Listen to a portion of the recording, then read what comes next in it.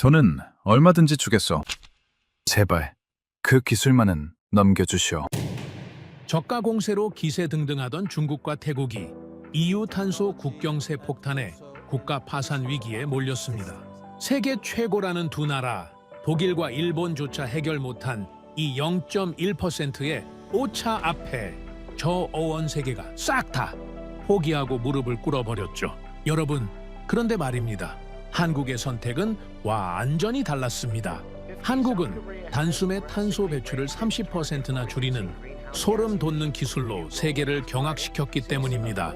더 충격적인 건 한국 공장엔 뭔가 더 특별한 장비조차 없었고, 비결을 묻는 전문가들에게 한국 기술자들은 조용히 자신들의 손을 가리켰습니다. 우리는 수백 년간 전 국민이 일상 속에서 이 정밀도를 다루는 극한의 비밀 훈련을 해왔습니다. 불편함을 견디며 인간의 성능을 극대화한 신체적 진화, 수조 원의 현금 뭉치와 백지수표를 들고 와도 저 얼때 사갈 수 없는 이 한국 기술의 정체. 지금 시작합니다. 그 전에 잠깐 1초 만에 누를 수 있는 좋아요 버튼을 꾹 눌러주시면 영상 제작에 아주 큰 힘이 됩니다. 그럼 바로 시작하겠습니다. 값싸게 만들면 이긴다는 게 수십 년간 변하지 않는 규칙이었습니다. 중국이 그 규칙으로 세계를 집어삼켰고, 인도가 뒤따랐으며 태국도 그 줄에 서게 됐죠. 더 싸게, 더 빠르게, 더 많이 만들어내면 이기는 게임이었으니까요. 그런데 지금 게임의 룰 자체가 완전히 바뀌어버렸습니다. EU가 새로운 규칙을 들고 나왔거든요. 탄소 비용이라는 네 글자가 중국을 흔들기 시작했습니다. 탄소를 많이 배출하면서 만든 제품에는 추가 비용을 내라는 게 핵심이었죠. 단순해 보이는 규칙이었지만 그 단순한 규칙 하나가 세계의 공장이라 불리던 중국을 뿌리째 흔들어 놓기 시작했습니다. 중국은 하루아침에 비싼 나라가 되어버렸습니다. 스스로 경쟁력을 잃어버린 겁니다. 가격이 오르면 당연히 주문이 줄어들고, 주문이 줄면 공장이 멈추게 되고, 공장이 멈추면 수많은 일자리가 사라지게 됩니다. 완벽한 도미노였죠. 저는 방콕에 있는 정부 회의실에서 그 숫자들이 무너져 내리는 걸 실시간으로 지켜보고 있었습니다. 제 이름은 수파차이 타나폰이고 태국 정부에서 산업위기 대응 기술 전략을 담당하고 있습니다. 쉽게 말하자면 나라가 경제적으로 망하지 않도록 숫자를 읽고 해석하는 사람이죠. 총리실과 국가안보회의, 산업부가 공동으로 저를 부릅니다. 수출이 흔들릴 때, 제조업이 위험해질 때, 에너지 가격이 요동칠 때마다 저는 숫자를 분석하고 남은 시간을 계산해서 보고하죠. 그날 회의실에 들어서자마자 스크린에 중국의 수출 그래프가 떠 있는 게 눈에 들어왔습니다. 빨간색 화살표가 가파르게 아래를 향하고 있었죠. 산업부 차관이 제가 자리에 앉기도 전에 질문을 던졌습니다. 수파차이 박사, 이 상황을 어떻게 보십니까? 중국 철강 수출이 불과 석 달 만에 15%나 하락했습니다. 탄소 비용이 붙으면서 가격 경쟁력이 순식간에 무너진 결과죠. 차관이 턱을 괴며 고개를 끄덕였습니다. 그렇다면 우리한테는 오히려 기회 아닙니까? 중국이 빠진 자리에 태국이 들어갈 수 있는 거 아닌가요? 저는 천천히 고개를 저었습니다. 안타깝지만 그렇지 않습니다. 우리 태국도 중국과 똑같은 압력 아래 놓여 있으니까요. 회의실이 조용해졌습니다. 저는 다음 슬라이드로 넘겼죠. 태국의 탄소 배출량 그래프가 화면에 나타났는데 중국의 곡선과 놀라울 정도로 비슷한 모양이었습니다. 어떤 부분에서는 우리 쪽이 더 가파르게 올라가고 있었죠. EU의 탄소국 경조정제도 CBAM이라고 부르는데요. 이게 2026년부터 본격적으로 시행됩니다. 철강, 시멘트, 알루미늄, 비료, 전력부터 시작해서 점점 범위가 확대될 겁니다. 태국 수출품 중 상당수가 바로 이 범주에 해당하죠. 차관의 얼굴이 눈에 띄게 굳어졌습니다. 손에 들고 있던 펜을 테이블 위에 내려놓으며 물었죠. 그러면 결국 우리도 중국 꼴이 된다는 겁니까? 저는 대답 대신 다음 슬라이드를 띄웠습니다. 뉴델리 상공을 찍은 위성 사진이었는데 하늘 전체가 시커멓게 뒤덮여 있었죠. 스모그가 도시를 완전히 집어삼킨 날의 모습이었습니다. 인도는 우리보다 상황이 더 심각합니다. 대기오염 때문에 국제항공편이 취소되는 일이 반복되고 있거든요. 관광객이 급감하고 국제회의들이 하나둘씩 다른 나라로 옮겨가고 있습니다. 국가에 대한 신뢰 자체가 무너지고 있는 겁니다. 회의실 반대편에 앉아있던 관광부 국장이 몸을 앞으로 기울였습니다. 그건 인도 이야기 아닙니까? 태국은 인도만큼 심하지 않잖아요. 저는 바로 그 질문이 나오기를 기다리고 있었습니다. 지금은 그렇습니다. 하지만 추세를 한번 보시죠. 저는 태국 주요 도시들의 대기오염 그래프를 띄웠습니다. 방콕, 치앙마이, 푸켓의 미세먼지 농도가 해마다 꾸준히 상승하고 있었죠. 특히 건기에는 인도 수준에 근접하는 날들이 점점 늘어나고 있었습니다. 작년 건기에 치앙마이 공기질이 세계 최악을 기록한 날이 있었습니다. 전 세계 뉴스에 보도됐죠. 그날 하루 동안 치앙마이행 항공편 예약 취소가 30%나 증가했습니다. 단 하루 만에요. 관광부 국장의 안색이 창백해졌습니다. 태국 경제에서 관광업이 국내 총생산의 거의 20%를 차지하니까요. 관광이 흔들리면 나라 전체가 휘청거릴 수밖에 없죠. 저는 잠시 숨을 고른 뒤 계속했습니다. 관광만 문제가 아닙니다. 농산물 수출도 상당히 위험한 상황입니다. 농업부 관계자가 눈을 크게 떴습니다. 농산물에도 탄소 비용이 붙는다는 말씀이십니까? 직접 붙지는 않지만 문제는 다른 데 있습니다. 매년 건기마다 북부 지역에서 산불이 발생하고 연무가 퍼지지 않습니까? 그러면 작황이 불안정해지고 수확 시기가 예측 불가능해집니다. 게다가 국제 검역 기준이 점점 까다로워지면서 환경 기준을 충족하지 못하면 아예 수출 계약 자체가 취소되는 사례가 부쩍 늘었습니다. 회의실 안의 공기가 점점 무겁게 가라앉기 시작했습니다. 저는 마지막 슬라이드를 화면에 띄웠습니다. 제조업은 더 직접적인 위협을 받고 있습니다. 태국에 공장을 둔 다국적 기업들이 내부적으로 검토를 시작했다는 정보가 들어오고 있거든요. 탄소 비용이 본격화되면 태국 공장을 계속 유지하는 게 맞는지, 장기적으로 다른 나라로 이전해야 하는지, 산업부 차관이 테이블 위에 양손을 짚으며 물었습니다. 목소리에 긴장감이 역력했죠. 구체적으로 어떤 기업들입니까? 저는 잠시 말을 멈췄습니다. 기업 이름을 함부로 거론할 수 있는 상황이 아니었거든요. 아직 공식적인 움직임은 아닙니다. 하지만 내부 검토 단계에서 이런 논의가 나온다는 것 자체가 3년에서 5년 안에 실제 결정으로 이어질 수 있다는 신호입니다. 3년에서 5년이라 차관이 낮은 목소리로 중얼거렸습니다. 그렇습니다. 그게 우리에게 남은 시간입니다. 회의실이 완전히 침묵에 잠겼습니다. 저는 스크린을 바라봤습니다. 중국, 인도, 태국 세 나라의 그래프가 나란히 떠 있었죠.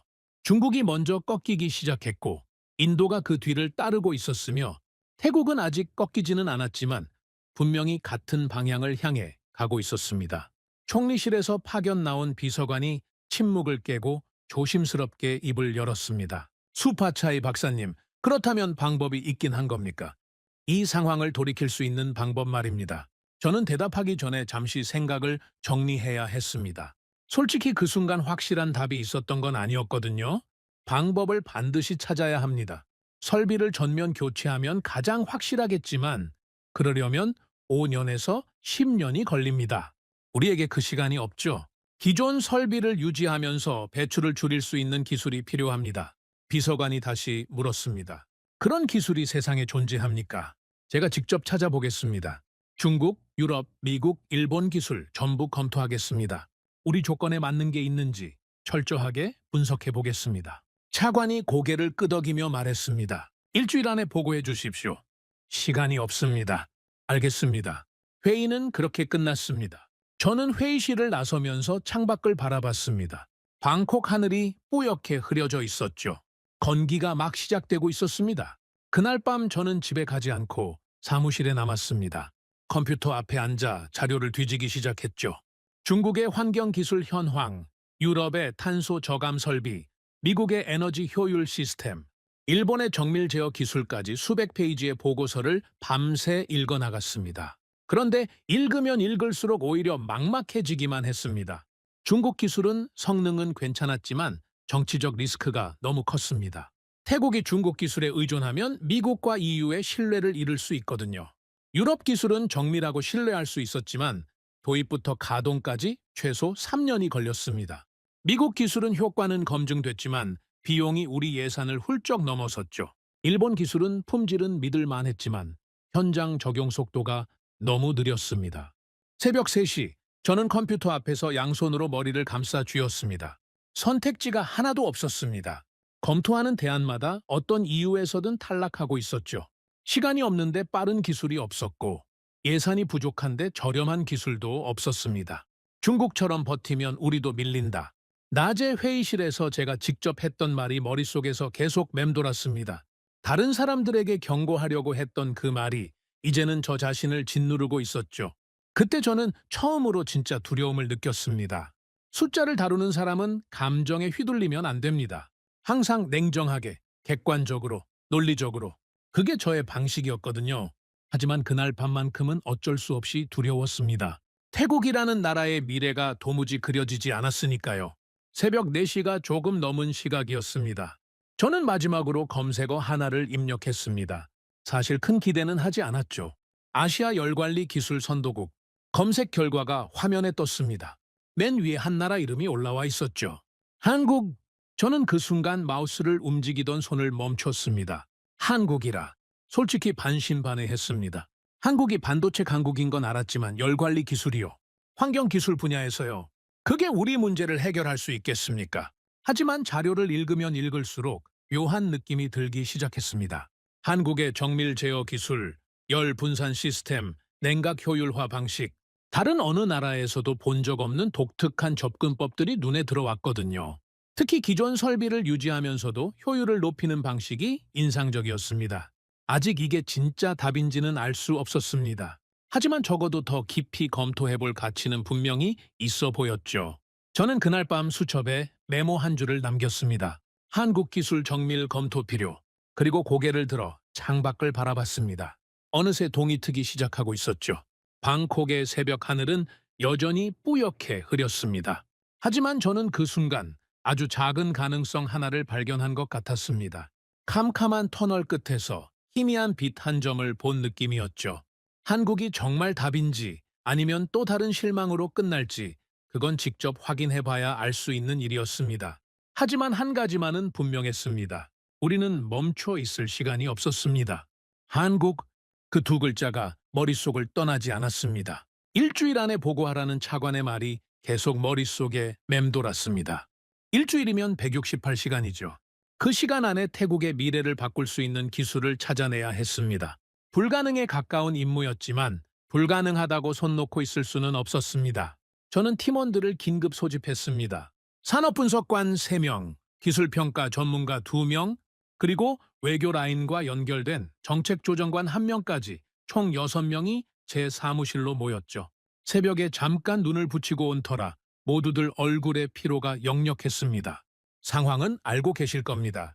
우리에게 시간이 없습니다. 가능한 모든 옵션을 동시에 검토해야 해요.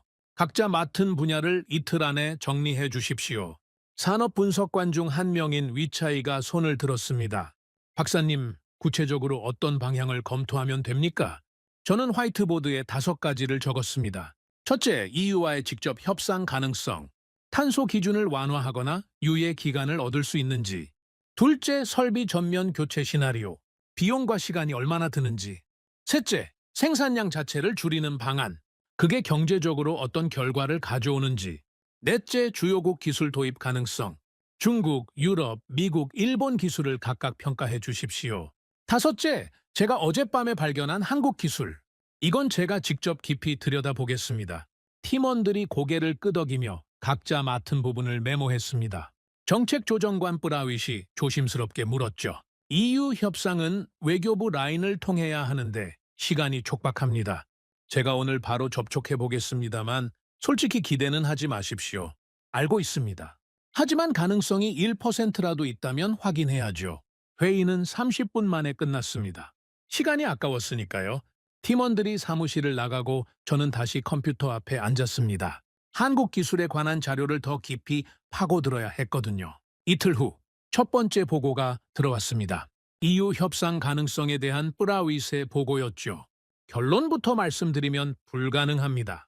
예상은 했지만 직접 듣는 건 또 다른 무게가 있었습니다. 근거가 뭡니까? EU 측 실무진과 비공식 접촉을 했습니다. 그쪽 입장은 명확했어요. CBAM은 특정 국가를 겨냥한 게 아니라 전 세계에 동일하게 적용되는 규칙이라고요. 한 나라의 예외를 두면 제도 전체가 무너진다는 거죠. 유예 기간 연장도 불가능합니다. 이미 2023년부터 전환 기간이 시작됐고 2026년 본격 시행은 확정된 사안이라고 했습니다. 협상의 여지가 전혀 없다는 겁니까?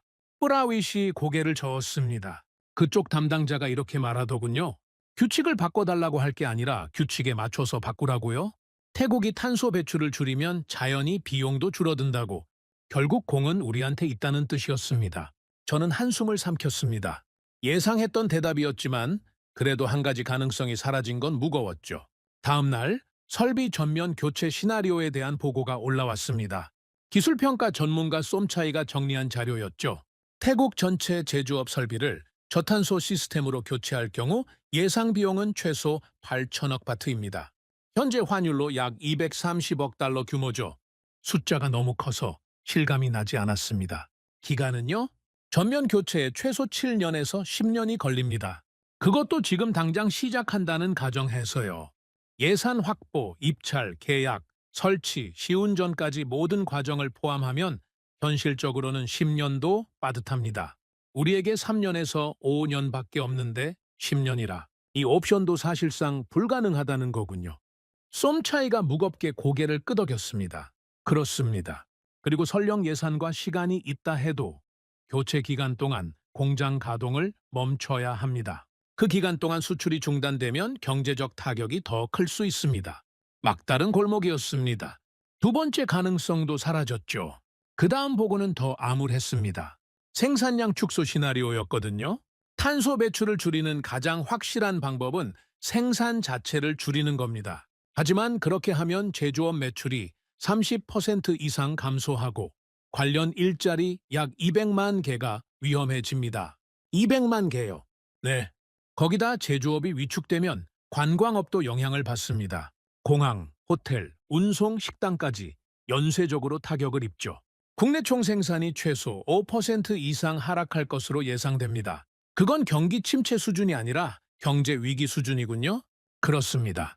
탄소 비용을 피하려다가 나라 경제 전체가 무너질 수 있습니다. 이 옵션은 검토할 가치도 없었습니다. 문제를 해결하는 게 아니라 더 큰 문제를 만드는 거니까요. 나흘째 되는 날, 주요국 기술평가 보고서가 완성됐습니다. 저는 팀원들을 다시 모아 함께 검토했죠. 먼저 중국 기술입니다. 위차이가 화면에 자료를 띄웠습니다. 중국은 최근 몇 년간 친환경 기술에 막대한 투자를 했습니다. 태양광, 풍력, 전기차 배터리 분야에서는 세계 최고 수준이죠. 가격도 저렴합니다. 하지만 문제가 있습니다. 어떤 문제요? 정치적 리스크입니다. 태국이 중국 기술에 전면 의존하게 되면 국제사회, 특히 미국과 EU가 어떻게 반응하겠습니까? 지금 미중 갈등이 심화되는 상황에서 중국 기술을 대규모로 도입하면 외교적 균형이 무너질 수 있습니다. 뿌라윗이 덧붙였습니다. 게다가 기술 종속 문제도 있습니다. 핵심 부품이나 소프트웨어를 중국에 의존하게 되면 나중에 중국이 조건을 바꿔도 우리가 할 수 있는 게 없어집니다. 저는 고개를 끄덕였습니다. 중국 기술은 당장은 매력적으로 보여도 장기적으로는 또 다른 덫이 될 수 있었죠. 다음은 유럽 기술입니다. 쏨차이가 발표를 이어받았습니다. 유럽, 특히 독일과 네덜란드의 환경 기술은 세계 최고 수준입니다. 정밀하고 신뢰할 수 있죠. EU 기준에도 완벽하게 부합하고요. 그럼 뭐가 문제입니까? 속도입니다. 유럽 기업들은 철저한 사전 조사, 맞춤 설계, 품질 검증을 거칩니다. 좋은 점이기도 하지만 그만큼 시간이 오래 걸린다는 뜻이죠. 계약부터 실제 가동까지 평균 3년에서 4년입니다. 우리에게 그 시간이 없다는 건 이미 확인된 거 아닙니까? 그렇습니다. 그리고 비용도 만만치 않습니다. 미국만큼은 아니지만 우리 예산으로 대규모 도입은 어렵습니다. 유럽 기술도 탈락이었습니다. 미국은요, 미국 기술은 효과 면에서는 검증되어 있습니다. 특히 에너지 효율화 분야에서 뛰어난 성과를 보여주고 있죠. 하지만 비용이 가장 큰 문제입니다. 같은 규모의 프로젝트를 진행할 경우 유럽보다 20에서 30% 더 비쌉니다. 왜 그렇게 비쌉니까? 인건비, 기술료, 그리고 사후 관리 비용까지 전부 포함되거든요. 미국 기업들은 기술만 파는 게 아니라 전체 패키지를 팝니다. 좋게 말하면 종합 서비스고 나쁘게 말하면 비싼 겁니다. 일본은 어떻습니까? 일본 기술은 품질과 안정성 면에서는 믿을 만합니다. 오랜 기간 검증된 기술이 많고 아시아 환경에 대한 이해도도 높죠. 하지만 현장 적용 속도가 문제입니다. 구체적으로요? 일본 기업들은 굉장히 신중합니다. 현지 환경 조사, 시범 운영, 단계별 확대. 이 모든 과정을 철저하게 거칩니다. 안전하긴 하지만 우리처럼 급한 상황에서는 답답할 정도로 느립니다. 태국 전체에 적용하려면 5년은 잡아야 합니다. 회의실에 무거운 침묵이 흘렀습니다. 모든 선택지가 하나씩 탈락하고 있었거든요. EU 협상은 불가능했고, 설비 교체는 시간이 너무 오래 걸렸고, 생산 축소는 경제를 망가뜨리는 길이었죠. 중국 기술은 정치적 위험이 있었고, 유럽은 느렸고, 미국은 비쌌고, 일본도 속도가 문제였습니다. 위차이가 조심스럽게 물었습니다. 박사님, 그러면 남은 게 뭡니까? 저는 잠시 뜸을 들였습니다. 그리고 준비해둔 자료를 화면에 띄웠죠. 한국입니다. 팀원들의 눈이 일제히 화면으로 향했습니다. 한국의 열관리 기술에 관한 자료가 나타났죠. 제가 며칠간 깊이 분석해봤습니다. 한국 기술은 우리가 찾던 조건에 가장 근접해 있습니다. 쏨차이가 물었습니다. 어떤 점에서 그렇습니까? 첫째, 속도입니다. 한국 기업들은 빠른 현장 적용에 익숙합니다. 계약부터 가동까지 1년에서 2년 안에 가능한 경우가 많습니다. 둘째, 비용입니다. 유럽이나 미국에 비해 20에서 40% 저렴하면서도 품질은 뒤지지 않습니다. 셋째, 기술의 특성입니다. 저는 화면을 넘기며 설명을 이어갔습니다. 한국의 열관리 기술은 기존 설비를 유지하면서 효율을 높이는 방식입니다. 전면 교체가 아니라 핵심 부분만 개선해서 배출을 줄이는 거죠. 우리 상황에 딱 맞는 접근법입니다. 뿌라윗이 질문했습니다. 정치적 리스크는 어떻습니까? 중국처럼 문제가 될 소지는 없습니까? 한국은 미국의 동맹국이면서 동시에 EU와도 긴밀한 관계를 유지하고 있습니다. 한국 기술을 도입한다고 해서 외교적 문제가 생길 가능성은 거의 없습니다. 오히려 균형 잡힌 선택으로 보일 수 있죠. 팀원들이 서로 얼굴을 쳐다봤습니다. 희망이 보이는 것 같기도 하고 아직 확신이 서지 않는 것 같기도 한 표정이었죠. 위차이가 물었습니다. 그런데 한국이 이런 기술을 가지고 있다는 건 저도 처음 듣는 얘기입니다. 반도체 강국인 건 알았지만 열관리나 환경기술 분야에서도 그렇게 앞서 있습니까? 저도 처음에는 의아했습니다. 그래서 더 깊이 파봤죠. 저는 새로운 자료를 화면에 띄웠습니다. 한국의 반도체 산업을 보십시오. 반도체 공정에서 가장 중요한 게 뭔지 아십니까? 온도 관리입니다. 나노미터 단위의 회로를 새기려면 열을 극도로 정밀하게 제어해야 합니다. 한국이 반도체 세계 1위를 유지하는 이유 중 하나가 바로 이 열관리 능력입니다. 팀원들의 표정이 바뀌기 시작했습니다. 그리고 이 기술이 반도체에만 머물러 있지 않습니다. 자동차 엔진 냉각, 발전소 효율화, 산업용 열 회수 시스템까지 다양한 분야로 확장되고 있죠. 한국은 열을 다루는 데 있어서 세계 최고 수준의 노하우를 축적해왔습니다. 쏨차이가 고개를 끄덕이며 말했습니다. 논리적으로는 납득이 됩니다. 하지만 실제로 우리 환경에 적용 가능한지는 직접 확인해 봐야 하지 않겠습니까? 맞습니다. 그래서 제안이 있습니다. 한국 측과 공식 접촉을 시작하고 싶습니다. 기술 설명회를 요청하고 가능하다면 실무진을 파견해서 직접 확인하는 겁니다. 회의실이 잠시 조용해졌습니다. 뿌라윗이 먼저 입을 열었죠. 제가 외교 라인을 통해 접촉 채널을 만들어 보겠습니다. 한국 산업부나 관련 기관과 연결할 수 있을 겁니다. 저는 고개를 끄덕였습니다. 빠르면 빠를수록 좋습니다. 시간이 없다는 건 모두 알고 계시죠. 회의가 끝난 후 저는 혼자 사무실에 남아 창밖을 바라봤습니다. 방콕의 하늘은 여전히 뿌였지만 마음속에는 작은 빛 하나가 켜진 것 같았죠. 모든 선택지가 탈락하는 과정을 지켜보면서 깨달은 게 있었습니다. 이건 친환경이니 지속가능성이니 하는 고상한 이야기가 아니었습니다. 이건 순전히 생존의 문제였죠. 탄소 비용이라는 새로운 규칙 아래서 태국이라는 나라가 계속 숨을 쉴 수 있느냐 없느냐의 문제였습니다. 한국은 호의로 선택된 게 아니었습니다. 시간과 현실이 모든 대안을 지워버린 뒤에 유일하게 남은 이름이었죠. 어쩌면 그게 더 믿을 만한 이유일 수도 있었습니다. 감정이 아니라 논리로 도달한 결론이니까요. 저는 수첩을 펼쳐 오늘 날짜 옆에 한 줄을 적었습니다. 한국 공식 접촉 시작, 그리고 다음 장을 넘겼습니다. 거기에는 제가 아직 풀지 못한 질문이 적혀 있었죠. 한국은 왜 이런 기술을 가지고 있는가? 반도체 때문이라고 설명할 수 있었습니다. 하지만 뭔가 더 깊은 이유가 있을 것 같은 느낌이 들었죠. 다른 나라들도 반도체를 만드는데 왜 유독 한국만 이 정도의 정밀함에 도달한 걸까요? 그 답은 아직 몰랐습니다. 하지만 곧 알게 될 것 같았습니다. 한국 기술진을 직접 만나면요. 한국 측과의 첫 공식 접촉이 성사되기까지 열흘이 걸렸습니다. 외교 채널을 통해 연락을 취하고 양측 일정을 조율하고 회의 의제를 협의하는데 그 정도 시간이 필요했죠. 열흘이 짧다면 짧고 길다면 긴 시간이었지만 저에게는 매일이 조바심의 연속이었습니다. 드디어 회의 날짜가 잡혔습니다. 장소는 방콕 시내에 있는 한국 대사관 인근 회의 시설이었죠. 저는 팀원 3명과 함께 아침 일찍 출발했습니다.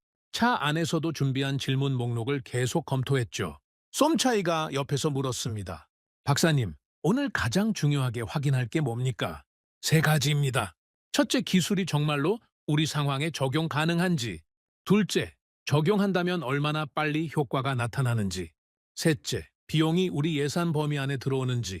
이 3가지가 충족되지 않으면 아무리 좋은 기술이라도 의미가 없습니다. 쏨차이가 고개를 끄덕였습니다. 숫자로 증명되는 결과가 필요하다는 거죠. 정확합니다. 감상이나 가능성이 아니라 구체적인 수치를 확인해야 합니다. 회의장에 도착하니 한국 측 기술진이 이미 와 있었습니다. 5명이었죠? 한국산업통상자원부에서 파견 나온 팀장님 1분, 에너지기술연구원 소속 연구원 2분, 그리고 민간 기업에서 온 기술 전문가 2분이었습니다. 모두 단정한 정장 차림의 노트북과 자료 파일을 준비하고 있었죠. 간단한 인사를 나눈 뒤 바로 본론으로 들어갔습니다. 시간이 아까웠으니까요. 한국 측 대표인 산업부 팀장님이 먼저 입을 열었습니다. 수파차이 박사님, 먼저 태국 측의 상황과 필요 사항을 직접 들을 수 있을까요? 저희가 준비한 자료가 있지만 실제로 어떤 문제를 해결하고 싶으신지 정확히 파악하는 게 우선이라고 생각합니다. 저는 고개를 끄덕이며 대답했습니다. 솔직하게 말씀드리겠습니다. 태국은 지금 시간과 싸우고 있습니다. 저는 준비해온 자료를 화면에 띄우며 설명을 시작했죠. EU의 CBAM이 2026년부터 본격 시행됩니다. 태국 수출품 상당수가 탄소 비용 부과 대상에 포함되죠. 지금 추세대로라면 3년에서 5년 안에 우리 제조업 경쟁력이 심각하게 훼손될 겁니다. 중국이 이미 그 길을 먼저 걷고 있고 태국도 같은 방향으로 가고 있습니다. 한국 측 팀장님이 진지한 표정으로 듣고 계셨습니다. 설비를 전면 교체하면 문제가 해결되겠지만 그러려면 7년에서 10년이 필요합니다. 우리에게 그 시간이 없죠. 그래서 다른 방법을 찾고 있습니다. 기존 설비를 유지하면서 탄소 배출을 줄일 수 있는 기술이 필요합니다. 팀장님이 고개를 끄덕이며 말씀하셨습니다. 상황을 잘 이해했습니다. 저희가 준비한 내용이 바로 그 부분에 해당합니다. 팀장님이 옆에 앉은 연구원에게 눈짓을 하셨고 그 연구원이 프레젠테이션을 시작했습니다. 에너지기술연구원에서 열관리 시스템을 연구하는 분이라고 하셨죠. 저희가 개발한 기술의 핵심은 열 회수와 재활용입니다. 기존 제조 공정에서 버려지는 폐열을 포집해서 다시 에너지원으로 활용하는 방식이죠. 이렇게 하면 연료 소비가 줄어들고 자연히 탄소 배출도 감소합니다. 화면에 도표와 그래프가 나타났습니다. 저는 숫자들을 주의 깊게 살펴봤죠. 구체적인 수치를 말씀해 주실 수 있습니까? 실제로 얼마나 감소합니까? 연구원이 다음 슬라이드를 띄웠습니다. 한국 내 적용 사례를 보시면 철강 공장에서 평균 18%의 에너지 절감 효과가 나타났습니다. 탄소 배출량으로 환산하면 약 22% 감소죠. 시멘트 공장에서는 절감률이 더 높아서 25%까지 기록한 사례도 있습니다. 20% 이상이라 상당한 수치였습니다. 하지만 저는 바로 다음 질문을 던졌죠. 적용 기간은 얼마나 걸립니까? 계약부터 실제 가동까지요. 기존 설비의 규모와 상태에 따라 다르지만 평균적으로 8개월에서 14개월 사이입니다. 전면 교체가 아니라 핵심 모듈만 추가 설치하는 방식이기 때문에 공장 가동을 완전히 멈출 필요도 없습니다. 8개월에서 14개월, 1년 안팎이라는 뜻이었습니다.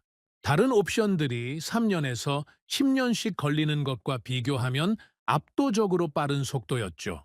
위차이가 옆에서 질문했습니다. 비용은 어느 정도입니까? 태국 공장 하나에 적용한다고 가정했을 때요.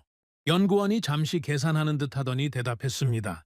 중형 규모 철강 공장을 기준으로 초기 설치 비용은 대략 200만 달러에서 400만 달러 사이입니다. 유럽이나 미국 기술의 절반 수준이죠. 그리고 에너지 절감 효과를 고려하면 3년에서 4년 안에 투자 비용을 회수할 수 있습니다. 숫자들이 머릿속에서 빠르게 조합되기 시작했습니다. 속도, 비용, 효과. 세 가지 조건이 모두 우리가 원하는 범위 안에 들어오고 있었죠. 솔직히 놀라웠습니다. 이렇게 깔끔하게 조건에 맞아떨어지는 경우는 처음이었거든요. 하지만 저는 아직 완전히 납득되지 않는 부분이 있었습니다. 숫자는 좋았지만 뭔가 근본적인 질문이 해결되지 않은 느낌이었죠. 저는 잠시 생각을 정리한 뒤 질문했습니다. 기술적인 부분은 충분히 이해했습니다. 수치도 인상적이고요. 하지만 제가 정말 궁금한 건 다른 겁니다. 한국 측 모두가 저를 바라봤습니다. 왜 한국입니까? 질문이 너무 직접적이었는지 잠시 정적이 흘렀습니다. 저는 질문을 더 구체화했죠. 미국도 기술이 있고 유럽도 기술이 있고 일본도 기술이 있습니다. 그런데 왜 유독 한국만 이 속도와 이 정밀도를 동시에 갖추고 있는 겁니까? 다른 나라들은 속도가 빠르면 정밀도가 떨어지고 정밀하면 속도가 느립니다. 한국은 어떻게 둘 다 잡을 수 있는 겁니까? 회의실이 조용해졌습니다. 한국 측 기술진이 서로 눈빛을 교환하는 게 보였죠. 뭔가 대답하기 까다로운 질문인 것 같았습니다. 팀장님이 먼저 입을 여셨습니다. 좋은 질문입니다. 사실 저희도 해외에서 자주 받는 질문이에요. 그런데 대답하기가 쉽지 않습니다. 왜 쉽지 않습니까? 팀장님이 잠시 생각하시더니 말씀하셨습니다. 장비나 자본으로 설명할 수 있는 부분이 아니거든요. 같은 장비를 써도 결과가 다르게 나옵니다. 같은 매뉴얼을 따라도 품질이 다르죠. 저희도 그 이유를 명확하게 설명하기가 어렵습니다. 저는 고개를 갸웃했습니다. 기술을 파는 사람들이 자기 기술의 원천을 설명하지 못한다는 게 이상했거든요. 그러면 무엇으로 설명할 수 있습니까? 장비도 아니고 자본도 아니라면요. 그때 옆에 앉아있던 민간기업 기술자 한 분이 조심스럽게 손을 들었습니다. 아까부터 말없이 듣고만 계시던 분이었죠. 제가 한 가지 여쭤봐도 될까요? 물론이죠. 그분이 저를 똑바로 바라보며 물었습니다. 박사님, 혹시 젓가락을 아십니까? 저는 순간 질문의 의도를 파악하지 못했습니다. 젓가락이라고요. 지금 탄소 배출과 국가 경쟁력을 이야기하고 있는데 갑자기 젓가락이라니요? 젓가락이요. 물론 압니다. 태국에서도 사용하니까요. 그분이 고개를 끄덕이며 말씀하셨습니다. 태국에서 쓰시는 젓가락은 어떤 재질입니까? 나무나 대나무가 대부분이죠. 한국은 다릅니다. 한국 사람들은 쇠로 된 젓가락을 씁니다. 저는 여전히 이 대화가 어디로 향하는지 알 수 없었습니다. 하지만 그분의 눈빛이 진지했기 때문에 계속 들었죠. 쇠젓가락이요? 네. 스테인리스 스틸로 만든 젓가락입니다. 나무 젓가락보다 무겁고 미끄럽고 납작합니다. 솔직히 말하면 사용하기 어려운 도구죠. 그럼 불편한 걸 왜 씁니까? 그분이 미소를 지으며 대답하셨습니다. 저도 어릴 때 그렇게 생각했습니다. 왜 이렇게 불편한 걸 쓰는 걸까? 나무 젓가락이 훨씬 편한데. 하지만 한국 사람들은 그 불편함을 수백 년간 유지해 왔습니다. 바꾸지 않았죠. 회의실 안의 공기가 묘하게 바뀌기 시작했습니다. 뭔가 중요한 이야기가 나오려는 느낌이었죠. 그분이 계속하셨습니다. 쇠젓가락으로 음식을 집으려면 상당한 기술이 필요합니다. 압력을 정확하게 조절해야 하고 각도를 맞춰야 하고 속도도 제어해야 하죠. 너무 세게 쥐면 음식이 튀어나가고 너무 약하게 쥐면 미끄러져서 떨어집니다. 한국 아이들은 어릴 때부터 이걸 매일 연습합니다. 하루에 3번, 1년에 1000번 이상을 반복하죠. 저는 그제야 이 이야기가 어디로 향하는지 어렴풋이 감을 잡기 시작했습니다. 그게 기술과 무슨 관련이 있습니까? 그분이 화면을 가리키며 말씀하셨습니다. 방금 보여드린 열관리 기술의 핵심이 뭔지 아십니까? 정밀한 제어입니다. 열을 정확한 온도로 유지하고 정확한 양만큼 회수하고 정확한 타이밍에 재활용해야 합니다. 오차가 1%만 나도 효율이 급격히 떨어지죠. 그분이 잠시 말을 멈추었다가 이어갔습니다. 이런 정밀 제어는 기계만으로 되지 않습니다. 사람의 손이 필요합니다. 센서의 미세한 이상을 감지하고 수치의 작은 변화를 읽어내고 적절한 순간에 조정을 가하는 것. 이게 전부 사람 손에서 나옵니다. 한국 기술자들은 그 손을 어릴 때부터 쇠젓가락으로 훈련해온 겁니다. 회의실이 완전히 조용해졌습니다. 저는 그 순간 뭔가가 머릿속에서 연결되는 느낌을 받았습니다. 하지만 아직 명확하게 정리되지는 않았죠. 팀장님이 덧붙이셨습니다. 과장처럼 들릴 수 있다는 거 압니다. 젓가락 하나로 국가 경쟁력을 설명하다니 좀 황당하게 느껴지실 수도 있죠. 하지만 저희도 다른 설명을 찾지 못했습니다. 같은 장비, 같은 교육, 같은 투자를 해도 한국 기술자들의 정밀도가 다르게 나오거든요. 연구자들 사이에서는 이걸 문화적 축적이라고 부릅니다. 저는 한참 동안 아무 말도 하지 못했습니다. 머릿속에서 여러 생각이 교차하고 있었거든요. 솔직히 말씀드리면 지금 당장은 완전히 납득되지 않습니다. 팀장님이 고개를 끄덕이셨습니다. 당연합니다.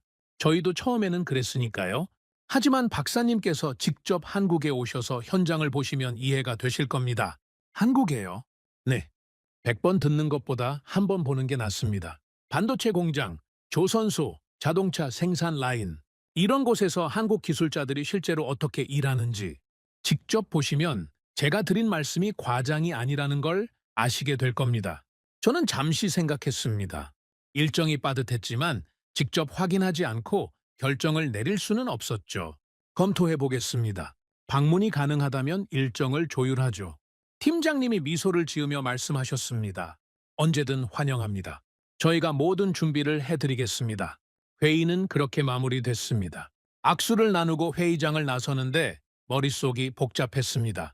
숫자와 데이터는 충분히 인상적이었습니다. 속도, 비용, 효과, 모든 조건이 맞아떨어졌죠.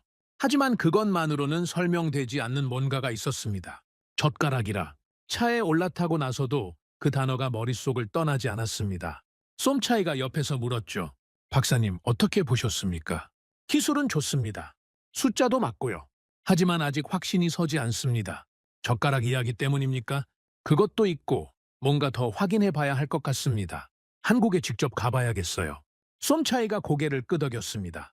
저도 솔직히 젓가락 이야기는 좀 의아했습니다. 기술 회의에서 갑자기 젓가락이라니요. 저는 창밖을 바라보며 대답했습니다. 저도 처음엔 그랬습니다. 하지만 생각해보면 이상한 점이 하나 있어요. 뭐가요? 그 사람들이 자기 기술을 설명하면서 장비나 투자가 아니라 젓가락을 꺼냈다는 겁니다. 기술을 파는 사람들이 보통 그렇게 말합니까? 우리 장비가 좋습니다. 우리 연구진이 뛰어납니다. 그렇게 말하는 게 정상이죠. 그런데 그 사람들은 젓가락으로 밥 먹는 이야기를 했습니다. 쏨차이가 잠시 생각하더니 말했습니다. 그건 자신감일 수도 있고 아니면 정말로 다른 설명이 없어서일 수도 있겠네요. 저도 아직 모르겠습니다. 그래서 직접 봐야 합니다. 차는 방콕 시내를 빠져나가고 있었습니다. 창밖으로 공장 굴뚝에서 연기가 피어오르는 게 보였죠. 저 연기 속에 태국의 미래가 달려 있었습니다. 그날 밤 저는 사무실에서 젓가락에 대한 자료를 찾아봤습니다. 한국의 쇠젓가락 문화, 그 역사와 특징에 대해서요. 읽으면 읽을수록 흥미로웠습니다.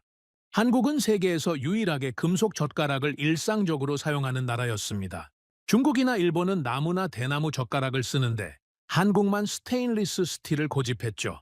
그리고 한국 젓가락은 다른 나라 젓가락보다 납작했습니다. 둥근 젓가락보다 납작한 젓가락이 훨씬 다루기 어렵거든요. 왜 굳이 더 어려운 방식을 선택했을까요? 왜 불편함을 감수했을까요? 저는 아직 답을 찾지 못했습니다. 하지만 한 가지는 분명해지고 있었습니다.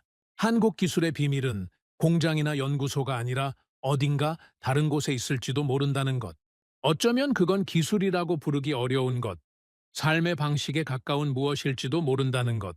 저는 수첩에 메모를 남겼습니다.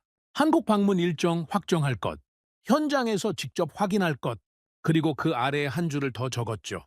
젓가락의 비밀은 무엇인가? 답은 아직 몰랐습니다. 하지만 곧 알게 될 것 같았습니다. 한국행 비행기에 오른 건 그로부터 2주 후였습니다. 인천공항에 내리니 한국 측에서 마중을 나와 있었죠. 방콕 회의에서 만났던 팀장님과 연구원 한 분이 직접 오셨더군요. 잘 오셨습니다, 박사님. 이틀 동안 빡빡한 일정이 될 겁니다. 오늘은 반도체 공장, 내일은 조선소와 자동차 생산 라인을 방문할 예정입니다. 저는 고개를 끄덕이며 대답했습니다. 괜찮습니다. 직접 보러 온 거니까요. 차를 타고 첫 번째 목적지로 이동하는 동안 창밖으로 한국의 풍경이 스쳐 지나갔습니다. 깔끔하게 정돈된 도로, 빠르게 달리는 차들, 곳곳에 보이는 공장 단지들. 태국과는 사뭇 다른 분위기였죠. 뭐랄까, 모든 게 정확하고 빠르게 움직이는 느낌이었습니다. 첫 번째 방문지는 경기도에 있는 반도체 공장이었습니다. 보안 절차를 거쳐 클린룸에 들어가기 전 특수 복장으로 갈아입어야 했죠. 먼지 하나가 제품 전체를 망칠 수 있기 때문이라고 했습니다. 클린룸 안에 들어서는 순간 저는 숨을 멈췄습니다.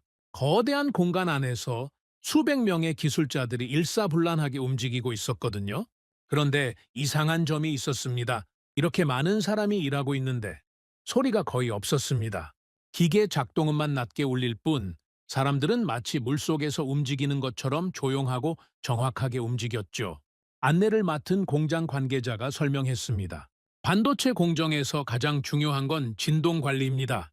나노미터 단위로 회로를 새기는 작업이기 때문에 작은 진동 하나가 전체 품질에 영향을 미치죠. 기술자들이 저렇게 조용히 움직이는 건 훈련의 결과입니다. 저는 기술자들의 손놀림을 유심히 관찰했습니다. 장갑을 낀 손이 기계를 다루는 모습이 마치 외과 의사가 수술하는 것처럼 정밀했거든요. 한 기술자가 현미경을 들여다보며 무언가를 조정하고 있었는데 그 손가락의 움직임이 거의 떨리지 않았습니다. 저 작업자는 몇 년 차입니까? 공장 관계자가 확인하더니 대답했습니다. 3년 차입니다. 3년 만에 저 정도 정밀도를 갖출 수 있습니까? 관계자가 잠시 생각하더니 말했습니다. 숙련 속도가 빠른 편이긴 합니다. 다른 나라 공장에서는 같은 수준에 도달하는데 5년에서 7년이 걸린다고 들었습니다. 저희도 그 이유를 정확히는 모릅니다. 다만 한국 기술자들이 손으로 하는 작업에 유독 빨리 적응한다는 건 사실입니다. 저는 그 말을 듣고 어제 회의에서 들었던 젓가락 이야기를 떠올렸습니다. 그때는 반신반의했는데 직접 현장을 보니 뭔가 연결되는 느낌이 들었죠. 공장 견학을 마치고 점심을 먹으러 갔습니다. 한국 측에서 전통 음식점을 예약해 두었더군요. 자리에 앉자 반찬들이 차례로 나왔습니다. 그리고 젓가락이 놓였죠. 스테인리스 스틸로 된 납작한 젓가락이었습니다. 저는 그 젓가락을 집어들었습니다. 손에 닿는 느낌이 태국에서 쓰던 나무 젓가락과는 완전히 달랐죠. 무겁고 차갑고 미끄러웠습니다. 반찬 하나를 집으려고 했는데 생각보다 힘이 들었습니다. 힘을 조금만 잘못 줘도 음식이 미끄러져 떨어졌거든요. 팀장님이 제 모습을 보며 웃으셨습니다. 어려우시죠? 처음 쓰시는 분들은 대부분 그러십니다. 솔직히 좀 불편합니다. 나무 젓가락이 훨씬 쓰기 편한데 왜 굳이 이걸 쓰시는 겁니까? 팀장님이 자신의 젓가락을 들어 보이며 말씀하셨습니다. 저도 어릴 때 할머니한테 물어본 적이 있습니다. 왜 이렇게 불편한 젓가락을 쓰냐고요? 할머니가 그러시더군요. 불편하니까 쓴다고. 불편하니까요? 네, 편하면 실력이 늘지 않는다고 하셨습니다. 어릴 때는 무슨 말인지 몰랐는데 나중에 이해가 됐죠. 저는 다시 젓가락으로 반찬을 집어보았습니다. 의식적으로 힘을 조절하니 아까보다는 나았지만 여전히 쉽지 않았죠. 옆에 앉은 연구원이 설명을 덧붙였습니다. 쇠젓가락을 제대로 쓰려면 세 가지를 동시에 제어해야 합니다. 압력, 각도, 속도. 너무 세게 쥐면 음식이 으깨지거나 튀어나가고 너무 약하게 쥐면 미끄러지죠. 각도가 조금만 틀어져도 안 잡히고요. 이 세 가지를 무의식적으로 동시에 조절할 수 있어야 합니다. 저는 반도체 공장에서 봤던 기술자의 손놀림을 떠올렸습니다. 그 기술자도 정확히 같은 일을 하고 있었죠. 압력, 각도, 속도를 동시에 제어하면서 나노미터 단위의 작업을 수행하고 있었습니다. 그러면 한국 사람들은 어릴 때부터 이걸 매일 연습하는 거군요. 팀장님이 고개를 끄덕이셨습니다. 하루에 3끼, 1년이면 1000번 넘게 반복합니다. 10살이면 이미 3000번 이상을 연습한 셈이지요. 그리고 그게 평생 계속됩니다. 저는 한참 동안 젓가락을 바라봤습니다. 그냥 식사 도구라고 생각했는데 그게 아니었습니다. 이건 훈련 도구였죠. 매일 3번씩 평생에 걸쳐 손의 정밀도를 단련하는 도구. 한국 사람들은 자신도 모르게 그 훈련을 받아왔던 겁니다. 연구원이 말을 이었습니다. 박사님, 재밌는 이야기 하나 해드릴까요? 한국에서 한때 반도체 인력을 뽑을 때 쇠젓가락으로 콩을 옮기는 시험을 봤다고 합니다. 정말입니까? 네. 미끄러운 콩을 쇠젓가락으로 집어서 다른 그릇으로 옮기는 거죠. 시간 내에 몇 개를 옮기느냐로 손 정밀도를 측정했다고 합니다. 실제로 그 시험 성적과 나중에 현장에서의 작업 정밀도 사이에 상관관계가 있었다는 연구도 있고요. 저는 그 이야기를 듣고 충격을 받았습니다. 젓가락으로 콩을 옮기는 게 반도체 기술자 선발 시험이라니 얼핏 들으면 황당하게 느껴질 수도 있는 이야기였죠. 하지만 아까 클린룸에서 직접 본 것을 생각하면 그게 전혀 황당한 이야기가 아니었습니다. 팀장님이 덧붙이셨습니다. 물론 지금은 그런 시험을 보지 않습니다. 하지만 본질은 변하지 않았죠. 한국 기술자들의 손이 다른 나라 기술자들보다 정밀한 이유, 그 출발점은 공장이 아니라 식탁이었던 겁니다. 저는 밥을 먹으면서 계속 생각에 잠겼습니다. 지금까지 저는 기술의 비밀을 연구소나 투자에서 찾으려 했습니다. 장비가 좋아서, 교육이 뛰어나서, 자본이 풍부해서 그런 이유들을 생각했죠. 하지만 한국의 기술력은 그보다 훨씬 더 깊은 곳에서 시작되고 있었습니다. 밥상, 매일 3번, 온 국민이 손끝의 정밀도를 훈련하는 시간. 그게 기술의 출발점이었습니다. 한국 사람들은 첨단 기술을 배우기 전에 이미 첨단 기술을 수행할 수 있는 손을 가지고 있었던 겁니다. 오후에는 자동차 부품 공장을 방문했습니다. 엔진 냉각 시스템을 제조하는 곳이었죠. 이곳에서도 비슷한 광경을 봤습니다. 기술자들이 마이크로미터 단위의 오차를 손으로 잡아내고 있었거든요. 공장 관계자가 설명했습니다. 이 부품은 오차 허용 범위가 0.09mm입니다. 기계로 대부분의 작업을 하지만 최종 검수와 미세 조정은 사람 손으로 합니다. 기계보다 사람 손이 더 정밀한 경우가 있거든요. 저는 기술자의 손을 바라봤습니다. 손가락 끝이 부품 표면을 스치듯 지나가며 미세한 이상을 감지하고 있었죠. 그 손이 점심때 쇠젓가락을 잡던 손과 같은 손이라는 게 갑자기 실감이 났습니다. 저녁에 숙소로 돌아와 창밖을 바라보며 생각을 정리했습니다. 하루 동안 본 것들이 머릿속에서 하나로 연결되고 있었죠. 한국의 기술력은 교육 정책이나 정부 투자보다 먼저 존재했습니다. 그건 문화였죠. 불편함을 제거하지 않고 유지해온 문화, 쉬운 길을 택하지 않고 어려운 길을 고수해온 문화. 그 문화가 수백 년에 걸쳐 사람의 손을 단련했고 그 손이 반도체를 만들고 배를 만들고 자동차를 만들고 열을 다스리는 기술을 만든 겁니다. 저는 수첩을 펼쳐 메모를 남겼습니다. 기술의 시작점은 공장이 아니라 밥상이었다. 그리고 그 아래에 한 줄을 더 적었죠. 불편함을 제거하지 않은 문화가 사람 자체를 고정밀 장치로 만들었다. 창밖으로 한국의 야경이 보였습니다. 수많은 불빛이 반짝이고 있었죠. 저 불빛 하나하나가 공장이고 연구소이고 가정집일 겁니다. 그리고 저 모든 곳에서 사람들이 쇠젓가락으로 밥을 먹고 있겠죠. 자신도 모르게 매일 3번씩 손의 정밀도를 단련하면서요. 저는 그제야 완전히 이해했습니다. 왜 한국만 이 속도와 정밀도를 동시에 갖출 수 있는지, 다른 나라들이 따라올 수 없는 이유가 뭔지. 그건 투자의 문제도, 교육의 문제도, 정책의 문제도 아니었습니다. 그건 삶의 방식 그 자체였습니다. 한국에서의 둘째 날 아침이 밝았습니다. 오늘 일정은 조선소 방문이었죠. 울산에 있는 세계 최대 규모의 조선소를 직접 볼 수 있다고 했습니다. 저는 솔직히 기대가 컸습니다.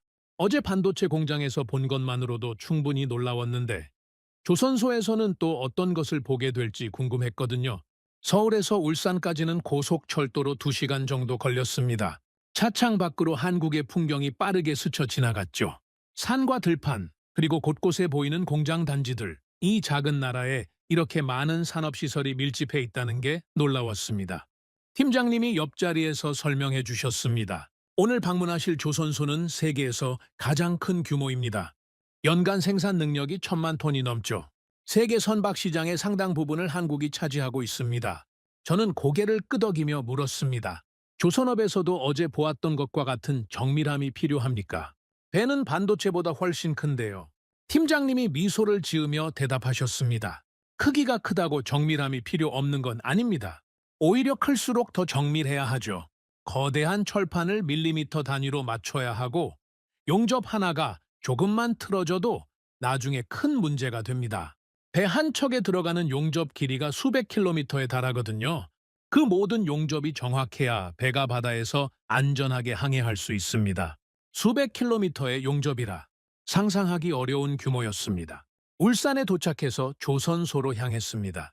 정문을 통과하는 순간 저는 입을 다물 수가 없었습니다. 눈앞에 펼쳐진 광경이 압도적이었거든요. 거대한 선박들이 도크에 줄지어 서 있었고 그 주변으로 수천 명의 작업자들이 개미처럼 움직이고 있었습니다. 크레인이 하늘 높이 솟아 있었고 용접 불꽃이 여기저기서 튀고 있었죠. 안내를 맡은 조선소 관계자가 설명했습니다. 지금 보고 계신 선박은 액화천연가스 운반선입니다. 길이가 300m가 넘죠. 이 배 한 척을 만드는데 약 2년이 걸리고 수천 명의 기술자가 투입됩니다. 저는 그 거대한 선박을 올려다보며 물었습니다. 이렇게 큰 배를 어떻게 정밀하게 만들 수 있습니까? 부품 하나하나가 엄청나게 클 텐데요. 관계자가 고개를 끄덕이며 대답했습니다. 좋은 질문입니다. 사실 그게 한국 조선업의 핵심 경쟁력이죠. 저희는 블록 공법이라는 방식을 씁니다. 배 전체를 한 번에 만드는 게 아니라 수백 개의 블록으로 나눠서 각각 만든 다음 조립하는 거죠. 문제는 그 블록들이 완벽하게 맞아떨어져야 한다는 겁니다. 완벽하게라면 어느 정도를 말씀하시는 겁니까? 오차 허용 범위가 3mm입니다.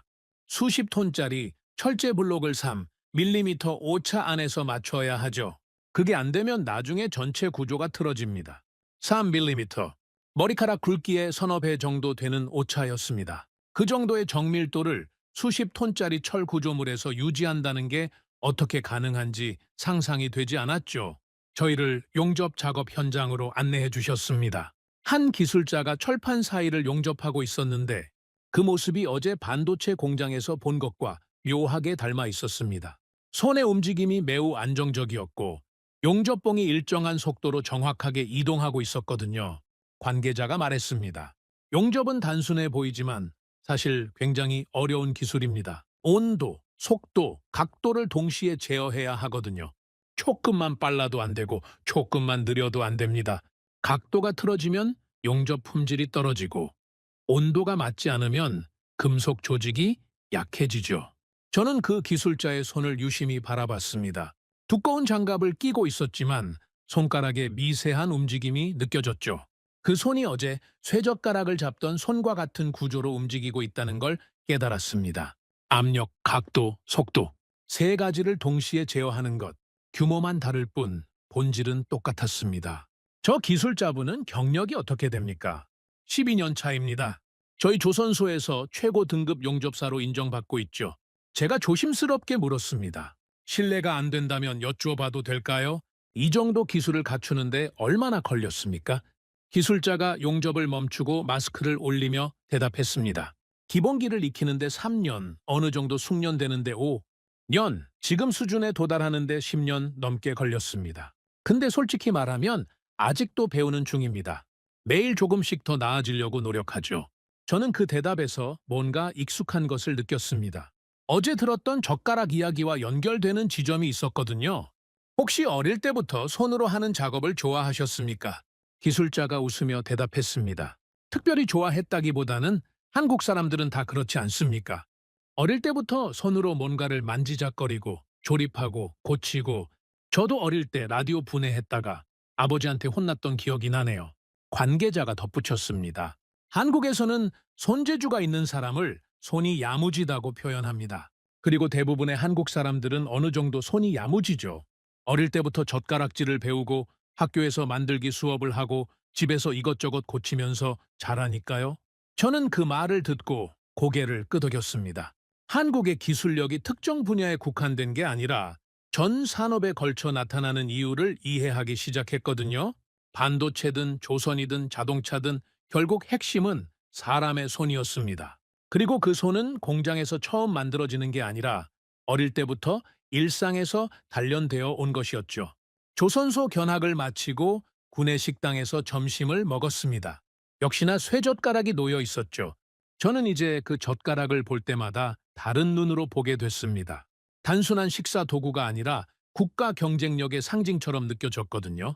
식사 중에 팀장님이 흥미로운 이야기를 꺼내셨습니다. 박사님, 혹시 세계 기능 올림픽이라고 들어보셨습니까? 기능 올림픽이요? 이름은 들어본 것 같은데 자세히는 모릅니다. 팀장님이 설명해 주셨습니다. 세계 기능 올림픽은 각 나라의 기술자들이 모여서 실력을 겨루는 대회입니다. 용접, 배관, 전자, 미용, 요리 등 다양한 분야에서 경쟁하죠. 일종의 기술자들의 올림픽이라고 생각하시면 됩니다. 그게 한국과 무슨 관련이 있습니까? 팀장님이 미소를 지으며 대답하셨습니다. 한국은 이 대회에서 19번 종합 우승을 했습니다. 세계에서 가장 많은 우승 횟수죠. 특히 정밀기계, 용접, 전자 분야에서는 거의 매번 금메달을 휩쓸었습니다. 19번이요? 네. 한국보다 인구가 많은 나라도, 경제 규모가 큰 나라도 많습니다. 하지만 기능 올림픽에서는 한국을 이기기가 쉽지 않죠. 독일이나 일본 같은 기술 강국들도 한국 선수들 앞에서는 고전하는 경우가 많습니다. 저는 그 이야기를 듣고 충격을 받았습니다. 올림픽에서 금메달을 따는 것도 대단한 일인데 기술 분야에서 19번이나 종합 우승을 했다는 건 단순한 우연이 아니었거든요. 그건 시스템의 결과였습니다. 국가 전체가 기술자의 손을 단련하는 시스템을 갖추고 있다는 뜻이었죠. 왜 한국이 그렇게 강한 겁니까? 다른 나라들도 열심히 준비할 텐데요. 팀장님이 잠시 생각하시더니 대답하셨습니다. 여러 가지 이유가 있겠지만 가장 큰 건 기반의 차이라고 생각합니다. 다른 나라 선수들은 대회를 위해 특별히 훈련합니다. 하지만 한국 선수들은 이미 어릴 때부터 손을 쓰는 훈련을 받아왔죠. 쇠젓가락으로 밥을 먹고 학교에서 만들기를 하고 집에서 이것저것 고치면서요. 대회 준비는 그 위에 추가되는 겁니다. 출발선이 다른 거죠. 출발선이 다르다. 그 표현이 정확했습니다. 한국은 기술을 가르치기 전에 이미 기술을 수행할 수 있는 손을 가진 사람들을 대량으로 보유하고 있었습니다. 다른 나라들이 기초부터 훈련해야 할 때 한국은 바로 응용 단계로 넘어갈 수 있었던 거죠. 오후에는 자동차 부품 공장을 방문했습니다. 어제 잠깐 들렀던 곳보다 규모가 큰 곳이었죠. 엔진 부품부터 전자장치까지 다양한 제품을 생산하고 있었습니다. 공장 관계자가 특별히 보여주고 싶은 게 있다며 한 작업장으로 안내했습니다. 이곳은 전기차 배터리 냉각 시스템을 만드는 곳입니다. 박사님께서 관심 가지고 계신 열관리 기술이 직접 적용되는 현장이죠. 저는 눈이 번쩍 뜨였습니다. 드디어 제가 찾던 기술의 실제 적용 현장을 볼 수 있게 된 거였거든요. 전기차 배터리는 충전과 방전 과정에서 열이 많이 발생합니다. 이 열을 제대로 관리하지 못하면 배터리 수명이 급격히 줄어들고 심하면 화재가 발생할 수도 있죠. 그래서 냉각 시스템이 매우 중요합니다. 관계자가 부품 하나를 집어들며 보여줬습니다. 이게 냉각 플레이트입니다. 배터리 셀 사이에 들어가서 열을 흡수하고 분산시키는 역할을 하죠. 보시다시피 매우 얇습니다. 두께가 1mm도 안 돼요. 하지만 이 안에 미세한 냉각수 통로가 새겨져 있습니다. 저는 그 부품을 자세히 들여다봤습니다. 정말 얇은 금속판이었는데 표면에 머리카락보다 가는 홈들이 정교하게 새겨져 있었죠. 이런 정밀한 가공이 어떻게 가능합니까? 기계 가공과 수작업이 결합됩니다. 기본 형태는 기계가 만들지만 최종 품질 검사와 미세, 조정은 사람 손으로 합니다. 이 얇은 판이 조금이라도 휘어지면 냉각 효율이 떨어지거든요. 그걸 눈과 손끝으로 감지해내는 겁니다. 저는 다시 한번 깨달았습니다. 반도체, 조선, 자동차. 분야는 다르지만 핵심은 같았습니다. 기계가 할 수 없는 마지막 영역, 인간의 감각과 손끝이 결정하는 영역. 한국은 그 영역에서 압도적인 경쟁력을 갖추고 있었습니다. 공장 견학을 마치고 돌아오는 차 안에서 저는 오늘 본 것들을 정리했습니다. 조선소의 용접사, 기능 올림픽 19번 우승, 전기차 배터리 냉각 시스템. 모든 것이 하나로 연결되고 있었죠. 한국은 기술을 배운 나라가 아니었습니다. 한국은 기술을 수행할 수 있는 몸을 이미 갖춘 나라였습니다. 쇠젓가락으로 시작된 손끝의 훈련이 반도체가 되고 선박이 되고 자동차가 되고 에너지 기술이 된 거였죠. 팀장님이 물으셨습니다. 박사님, 이틀간 보신 소감이 어떠십니까? 저는 잠시 생각한 뒤 대답했습니다. 솔직히 말씀드리면 충격을 받았습니다. 저는 기술의 비밀을 장비나 투자에서 찾으려 했습니다. 하지만 한국의 비밀은 그보다 훨씬 깊은 곳에 있었더군요. 어떤 점에서 그렇습니까?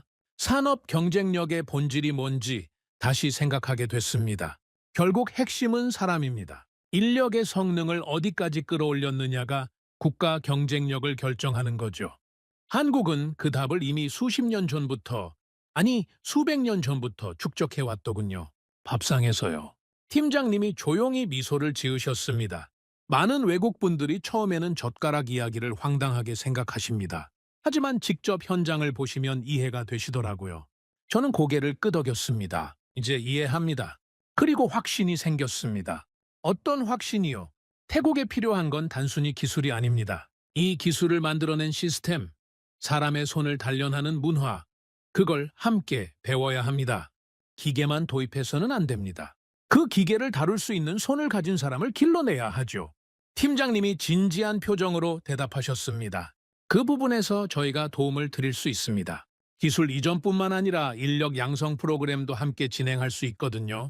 태국 기술자들이 한국에 와서 연수를 받을 수도 있고 한국 전문가들이 태국에 가서 교육할 수도 있습니다. 저는 그 말을 듣고 희망을 느꼈습니다. 단순한 기술 거래가 아니라 진정한 의미의 협력이 가능할 것 같았거든요. 숙소에 돌아와 창밖을 바라보며 생각에 잠겼습니다. 내일이면 한국을 떠나 태국으로 돌아가야 했죠. 이틀간의 짧은 방문이었지만 제 생각은 완전히 바뀌어 있었습니다. 저는 수첩을 펼쳐 메모를 남겼습니다. 손끝은 산업을 만든다. 한국은 기술을 배운 나라가 아니라 몸으로 이미 준비된 나라였다. 그리고 다음 장에 이렇게 적었죠.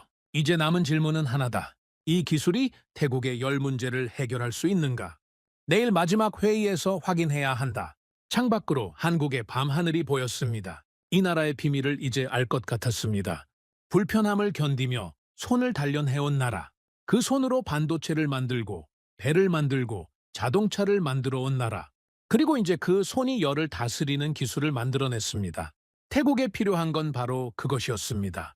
한국에서의 마지막 날 아침이었습니다. 오늘은 귀국 전에 한국 측과 최종 회의를 갖기로 되어 있었죠. 이틀간 현장을 돌아보면서 많은 것을 보고 느꼈지만 이제 가장 중요한 이야기를 해야 할 시간이었습니다. 호텔에서 나서기 전에 거울 앞에 섰습니다. 오늘 회의에서 무슨 말을 해야 할지 밤새 생각했거든요. 단순히 기술 협력을 요청하는 게 아니었습니다. 태국의 미래를 걸고 부탁을 해야 하는 자리였죠. 저는 심호흡을 하고 호텔을 나섰습니다. 회의장에 도착하니 한국 측에서 이틀간 함께했던 분들 외에도 몇 분이 더 와 계셨습니다. 열관리 기술을 전문으로 연구하는 연구원들과 실제 해외 프로젝트를 수행한 경험이 있는 엔지니어들이었죠. 테이블 위에는 두툼한 자료집들이 놓여 있었습니다. 한국 측에서도 오늘 회의를 중요하게 생각하고 있다는 뜻이었죠. 팀장님이 회의를 시작하며 말씀하셨습니다. 박사님, 이틀간 현장을 직접 보셨으니 이제 본론으로 들어가겠습니다. 오늘은 한국의 열관리 기술이 태국의 상황에 구체적으로 어떻게 적용될 수 있는지 설명드리겠습니다. 저는 손을 들어 말을 멈추게 했습니다. 그리고 자리에서 일어났죠. 잠깐만요. 기술 설명에 앞서 제가 먼저 드릴 말씀이 있습니다. 회의실이 조용해졌습니다. 한국 측 모두가 저를 바라봤죠. 약간 의아한 표정들이었습니다. 보통 이런 회의에서는 상대방의 프레젠테이션을 먼저 듣는 게 예의니까요. 하지만 저는 순서를 바꾸고 싶었습니다. 제 마음을 먼저 전해야 했거든요. 저는 심호흡을 한번 하고 입을 열었습니다. 이틀간 한국을 돌아보면서 저는 많은 것을 봤습니다. 반도체 공장의 클린룸에서 나노미터 단위로 작업하는 기술자들을 봤고 조선소에서 수십 톤짜리 철블록을 밀리미터 오차로 맞추는 현장을 봤습니다. 자동차 부품 공장에서는 머리카락보다 가는 홈이 새겨진 냉각 플레이트를 직접 만져봤죠. 저는 잠시 말을 멈추고 회의실을 둘러봤습니다. 솔직히 말씀드리겠습니다. 충격을 받았습니다. 팀장님이 조금 놀란 표정을 지으셨습니다. 저는 20년 넘게 산업기술을 분석해왔습니다. 전 세계 공장과 연구소를 다녀봤죠. 독일의 정밀기계, 일본의 품질관리, 미국의 혁신 시스템 다 봤습니다. 솔직히 말하면 어느 정도 자만심도 있었습니다. 이 정도면 세계 기술의 흐름을 꿰뚫고 있다고 생각했거든요. 하지만 한국에서 본 것은 그것들과 차원이 달랐습니다. 어떤 점에서 그러십니까? 팀장님이 조심스럽게 물으셨습니다. 다른 나라들은 시스템으로 기술을 만듭니다. 좋은 장비를 사고, 좋은 교육을 하고, 좋은 매뉴얼을 만들죠. 그러면 어느 정도 수준의 기술자가 나옵니다. 예측 가능한 결과가 나오는 거죠. 하지만 한국은 달랐습니다. 한국은 시스템 이전에 이미 기술자의 몸이 준비되어 있었습니다. 그건 시스템으로 만들 수 있는 게 아니었습니다. 저는 어제 있었던 일을 떠올리며 말했습니다. 젓가락 이야기를 처음 들었을 때 솔직히 황당했습니다. 탄소 배출과 국가 경쟁력을 논의하는 자리에서 갑자기 젓가락이라니 예의상 고개를 끄덕였지만 속으로는 의아했죠. 이 사람들이 진지한 건가? 아니면 나를 시험하는 건가? 그런 생각까지 했습니다. 회의실에서 작은 웃음소리가 났습니다. 분위기가 조금 부드러워졌죠. 하지만 현장을 직접 보고 나니 이해가 됐습니다. 반도체 기술자의 손놀림, 용접사의 손떨림 없는 작업, 품질 검사원의 손끝 감각, 그게 전부 같은 뿌리에서 나온 거였습니다. 쇠젓가락으로 매일 3번씩 수십 년간 훈련한 손이었죠. 처음에는 믿기 어려웠지만 직접 보니까 부정할 수가 없었습니다. 저는 한 걸음 앞으로 나서며 말했습니다. 저는 이제 확신합니다. 한국의 기술력은 따라할 수 있는 게 아닙니다. 장비를 사온다고 되는 게 아니고 교육을 한다고 되는 게 아닙니다. 수백 년에 걸쳐 축적된 문화의 결과물이니까요. 다른 나라가 지금부터 시작해도 수십 년은 걸릴 겁니다. 어쩌면 영원히 따라잡지 못할 수도 있죠. 회의실이 완전히 조용해졌습니다. 한국 측 모두가 진지한 표정으로 제 말을 듣고 있었죠. 몇몇 분은 눈빛이 젖어 있는 것 같기도 했습니다. 자기 나라의 기술을 외국인이 이렇게 평가해주는 게 감동적이었던 모양입니다. 저는 본론으로 들어갔습니다. 그래서 부탁드리고 싶습니다. 팀장님이 자세를 고쳐 앉으셨습니다. 어떤 부탁이십니까? 저는 최대한 진지하게 말했습니다. 한국의 열관리 기술을 태국에도 적용할 수 있게 해주십시오. 단순한 사업 제안이 아닙니다. 태국의 생존이 걸린 문제입니다. 팀장님이 고개를 끄덕이며 경청하셨습니다. 태국은 지금 시간과 싸우고 있습니다. CBAM이 2026년부터 본격 시행되면 우리 수출품에 탄소 비용이 붙습니다. 중국이 이미 그 길을 먼저 걷고 있고 태국도 같은 방향으로 가고 있죠. 3년에서 5년 안에 우리 제조업 경쟁력이 심각하게 훼손될 겁니다. 공장이 문을 닫고 일자리가 사라지고 경제가 흔들릴 겁니다. 저는 이틀간 본 것들을 떠올리며 말했습니다. 저희도 방법을 찾으려고 노력했습니다. 잠을 줄여가며 모든 가능성을 검토했죠. EU와 협상을 시도했지만 문은 닫혀 있었습니다. 규칙은 바뀌지 않는다고 했죠. 설비 전면 교체를 검토했지만 10년이 걸립니다. 우리에게 그 시간이 없습니다. 중국 기술을 고려했지만 정치적 리스크가 너무 컸습니다. 유럽 기술은 느리고 미국 기술은 비싸고 일본 기술은 현장 적용이 어려웠습니다. 모든 선택지가 탈락한 뒤에 한국이 남았습니다. 저는 팀장님을 똑바로 바라보며 말했습니다. 하지만 이틀간 직접 보고 나니 알겠습니다. 한국은 마지막 선택지가 아니라 처음부터 최선의 선택지였습니다. 저희가 몰랐던 것뿐이죠. 한국을 먼저 찾아왔어야 했는데 돌아온 겁니다. 팀장님이 진지한 표정으로 물으셨습니다. 구체적으로 어떤 협력을 원하십니까? 저는 준비해온 내용을 말하기 시작했습니다. 태국의 주요 제조업 공장에 한국의 열 회수 시스템을 적용하고 싶습니다. 철강, 시멘트, 화학 분야부터 시작해서 점진적으로 확대하는 거죠. 발전소 효율화도 필요합니다. 태국은 전력 수요가 계속 증가하고 있는데 발전 과정에서 버려지는 열을 회수할 수 있다면 같은 연료로 더 많은 전기를 만들 수 있으니까요. 자동차 산업도 마찬가지입니다. 태국은 동남아시아 자동차 생산의 중심지인데 내연기관 효율화와 전기차 배터리 냉각 기술이 절실합니다. 저는 잠시 숨을 고르고 가장 중요한 부탁을 꺼냈습니다. 그리고 인력 양성입니다. 솔직히 말씀드리면 장비만 가져가서는 안 된다는 걸 알고 있습니다. 그 장비를 다룰 수 있는 손이 필요하죠. 한국 기술자들의 손을 하루아침에 만들 수는 없지만 적어도 배울 수는 있습니다. 태국 기술자들이 한국에 와서 배울 수 있는 기회를 주십시오. 한국의 정밀 제어 노하우를 태국 사람들도 익힐 수 있게 해주시는 겁니다. 저는 잠시 말을 멈추고 가장 솔직한 마음을 털어놓았습니다. 저도 기술 분석가로서 자존심이 있습니다. 20년 넘게 이 분야에서 일해왔고 나름대로 전문가라는 평가도 받아왔죠. 다른 나라에 이렇게 부탁하는 게 쉬운 일은 아닙니다. 하지만 태국의 미래가 걸린 문제 앞에서 자존심은 중요하지 않습니다. 제 체면보다 태국의 공장에서 일하는 수백만 노동자들이 더 중요합니다. 회의실이 무거운 침묵에 잠겼습니다. 저는 마지막으로 가장 솔직한 말을 덧붙였습니다. 제발 도와주십시오. 한국의 기술이 필요합니다. 정말 좋은 기술입니다. 아니, 세계 최고의 기술입니다. 그 기술을 태국도 쓸 수 있게 해주십시오. 팀장님이 천천히 일어나셨습니다. 그리고 제 손을 잡으셨죠. 손에 힘이 들어가 있었습니다. 박사님, 먼저 감사드립니다. 저희 기술을 그렇게 높이 평가해 주셔서요. 솔직히 저희도 이 기술이 세계적으로 경쟁력이 있다고 생각하지만 외국의 전문가분이 직접 이렇게 말씀해 주시니 더 의미가 있습니다. 저희 연구원들이 밤새워 개발한 기술인데 이렇게 인정받으니 기쁩니다. 팀장님이 제 손을 놓고 자리로 돌아가시며 말씀하셨습니다. 박사님의 부탁에 대해 말씀드리겠습니다.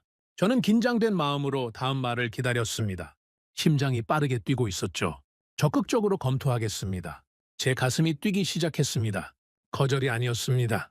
사실 저희도 해외 기술 협력에 관심이 많습니다. 한국 내수 시장만으로는 기술 개발 비용을 감당하기 어렵거든요. 좋은 파트너를 만나서 함께 성장하는 게 저희에게도 이익입니다. 박사님께서 말씀하신 분야들, 제조업 열 회수, 발전소 효율화, 자동차 냉각 기술, 인력 양성까지 전부 논의할 수 있습니다. 구체적인 조건과 일정은 협의해야 하지만 기본적인 방향에는 동의합니다. 저는 안도의 한숨을 내쉬었습니다. 눈가가 뜨거워지는 걸 느꼈죠. 감사합니다. 정말 감사합니다. 팀장님이 손을 내저으셨습니다. 아직 감사하실 때가 아닙니다. 이제 시작이에요. 구체적인 협의가 남아있고 양국 정부 간 조율도 필요합니다. 하지만 저희 쪽에서는 최대한 협조하겠습니다. 박사님의 진심이 느껴졌으니까요. 연구원 한 분이 질문을 하셨습니다. 박사님, 태국 정부에서 이 제안을 받아들일 가능성이 얼마나 있습니까? 저는 자신 있게 대답했습니다. 제가 만들겠습니다. 이틀간 본 것들, 들은 이야기들, 숫자들을 종합해서 보고서를 작성하겠습니다. 정부가 거절할 수 없는 제안으로 만들어야죠. 그게 제 일입니다. 팀장님이 고개를 끄덕이셨습니다. 저희도 필요한 자료가 있으면 다 드리겠습니다. 박사님께서 보고서 쓰시는데 도움이 될 겁니다. 시뮬레이션 데이터든 해외 적용 사례든 필요하신 건 뭐든 말씀하세요. 공항으로 가는 차 안에서 저는 창밖을 바라보며 생각에 잠겼습니다. 이틀간의 방문이 제 인생에서 가장 중요한 이틀이 될 것 같았습니다. 한국의 풍경이 스쳐 지나가는 걸 보면서 묘한 감정이 들었죠. 이 나라가 가진 비밀을 이제야 알게 됐다는 생각이 들었습니다. 한국은 약속했습니다. 적극적으로 검토하겠다고. 이제 제 차례입니다. 태국 정부를 설득해야 합니다. 비행기가 이륙하면서 한국 땅이 점점 작아져 갔습니다. 쇠젓가락에서 시작된 기술, 반도체와 조선과 자동차를 거쳐 열관리까지 도달한 기술, 그 기술이 태국에도 올 수 있습니다. 저는 눈을 감고 생각했습니다. 반드시 성공시켜야 합니다. 태국을 위해서, 그리고 한국의 기술을 믿어준 제 자신을 위해서. 태국에 돌아온 다음 날, 저는 곧바로 보고서 작성에 들어갔습니다. 한국에서 본 것들, 들은 이야기들, 시뮬레이션 결과까지 전부 정리해서 정부에 제출할 제안서를 만들어야 했죠. 일주일 동안 거의 잠을 자지 못했습니다. 하지만 피곤하지 않았습니다. 희망이 생기면 사람은 지치지 않거든요. 보고서가 완성되고 드디어 정부 고위급 회의가 소집됐습니다. 총리실, 산업부, 재무부, 외교부 관계자들이 한자리에 모였죠. 저는 프레젠테이션을 준비하며 긴장했습니다. 이 회의에서 결정이 나면 태국의 미래가 바뀔 수 있었으니까요. 회의실에 들어서니 분위기가 무거웠습니다. 각 부처 장관들과 차관들이 자리에 앉아 있었고 테이블 위에는 제가 작성한 보고서가 놓여 있었죠. 산업부 장관이 먼저 입을 여셨습니다. 수파차이 박사, 보고서는 읽었습니다. 한국 기술에 대해 상당히 긍정적으로 평가하셨더군요. 직접 설명을 듣고 싶습니다. 저는 스크린에 자료를 띄우며 설명을 시작했습니다. 한국의 열관리 기술을 태국 주요 산업에 적용할 경우 탄소 배출을 평균 25에서 30% 줄일 수 있습니다. 적용 기간은 공장당 약 1년이고 비용 회수 기간은 3년에서 4년입니다. CBAM 본격 시행 전에 충분히 대응할 수 있는 시간입니다. 재무부 차관이 손을 들었습니다. 비용은 얼마나 듭니까? 구체적인 숫자로 말씀해 주십시오. 철강, 시멘트, 화학 분야, 주요 공장 50개소에 우선 적용할 경우 초기 투자 비용은 약 2천억 바트로 추산됩니다. 하지만 에너지 절감 효과를 고려하면 5년 안에 투자 비용을 회수하고도 남습니다. 2천억 바트라? 재무부 차관의 표정이 어두워졌습니다. 적은 돈이 아닙니다. 지금 정부 재정 상황이 여유롭지 않은 건 아시지 않습니까? 저는 대답했습니다. 알고 있습니다. 하지만 투자하지 않았을 때의 비용을 생각해 보셔야 합니다. CBAM이 본격 시행되면 태국 수출품에 탄소 비용이 붙습니다. 그 비용은 매년 발생하고 점점 커질 겁니다. 지금 2천억을 투자하지 않으면 나중에 수조 바트를 잃게 됩니다. 회의실이 잠시 조용해졌습니다. 그때 외교부 차관이 다른 방향에서 질문을 던졌죠. 박사님, 기술적인 부분은 이해했습니다. 하지만 다른 방법은 없습니까? EU와 협상을 통해 유예 기간을 얻는다든지, 국제사회에서 개발도상국에 대한 예외 조항을 요구한다든지. 저는 고개를 저었습니다. 이미 검토했습니다. EU의 입장은 명확합니다. CBAM은 특정 국가를 겨냥한 게 아니라 전 세계에 동일하게 적용되는 규칙이라고요. 예외는 없습니다. 외교부 차관이 반박했습니다. 하지만 외교적 노력을 계속하면 상황이 바뀔 수도 있지 않겠습니까? 성급하게 큰 돈을 투자하기보다는 좀 더 지켜보는 게 나을 수도 있습니다. 저는 속으로 한숨을 쉬었습니다. 예상했던 반응이었거든요. 정부 내에는 항상 두 가지 목소리가 있습니다. 하나는 행동을 촉구하는 목소리이고 다른 하나는 기다리자는 목소리죠. 위기 상황에서도 마찬가지입니다. 저는 최대한 차분하게 대답했습니다. 차관님, 지켜보는 동안 중국은 어떻게 됐습니까? 3년 전만 해도 중국은 세계의 공장이었습니다. 지금은 EU 시장에서 밀려나고 있죠. 그들도 협상하려 했습니다. 결과가 어땠습니까? 외교부 차관이 입을 다물었습니다. 저는 계속했습니다. 시간은 우리 편이 아닙니다. 기다리면 기다릴수록 상황은 나빠집니다. 지금 결정하지 않으면 3년 뒤에는 선택지조차 없어질 수 있습니다. 그때 총리실에서 나온 비서관이 입을 열었습니다. 젊은 관료였는데 꽤 날카로운 질문을 던졌죠. 박사님, 한 가지 여쭤봐도 될까요? 왜 하필 한국입니까? 무슨 말씀이십니까? 독일도 기술이 있고 일본도 기술이 있고 미국도 기술이 있지 않습니까? 굳이 한국을 선택해야 하는 이유가 뭡니까? 혹시 한국 측에서 특별한 조건을 제시한 겁니까? 그 질문에는 약간의 의심이 섞여 있었습니다. 저는 정면으로 대답했죠. 특별한 조건 같은 건 없습니다. 순수하게 기술적 판단입니다. 독일 기술은 정밀하지만 적용까지 3년 이상 걸립니다. 일본 기술은 안정적이지만 현장 적용 속도가 느립니다. 미국 기술은 효과적이지만 비용이 2배 이상입니다. 한국은 속도, 비용, 효과 세 가지를 모두 갖추고 있습니다. 비서관이 다시 물었습니다. 그게 가능한 이유가 뭡니까? 한국이 특별히 뛰어난 이유가 있습니까? 저는 잠시 망설였습니다. 젓가락 이야기를 꺼내야 할지 말아야 할지 고민이 됐거든요. 이 자리에서 그 이야기를 하면 황당하게 들릴 수도 있었으니까요. 하지만 저는 솔직하게 말하기로 했습니다. 제가 한국에서 직접 보고 온 게 있습니다. 회의실의 시선이 제게 집중됐습니다. 한국의 기술력은 장비나 투자에서 나오는 게 아닙니다. 사람에게서 나옵니다. 한국 기술자들의 손이 다른 나라 기술자들과 다릅니다. 정밀도가 다르고 숙련 속도가 다릅니다. 무슨 근거로 그렇게 말씀하십니까? 저는 이틀간 현장을 직접 봤습니다. 반도체 공장, 조선소, 자동차 부품 공장. 모든 곳에서 같은 것을 봤죠. 기계가 할 수 없는 마지막 영역, 사람의 손이 결정하는 영역에서 한국은 압도적이었습니다.